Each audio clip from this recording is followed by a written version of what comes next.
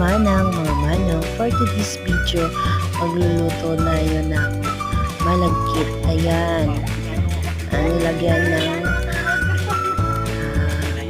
sugar na brown, sinunog at nilagyan ng gata ng niyog at hinalo-halo hanggang sa lumapot at nilagyan ng malagkit at hinalo-halo para hindi magdukit sa kawali. Ayan. Hanggang sa maubos yung malagkit na isang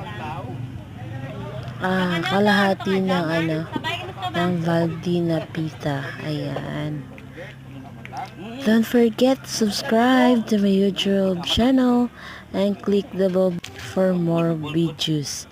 Happy New Year to each and everyone. Thank you guys.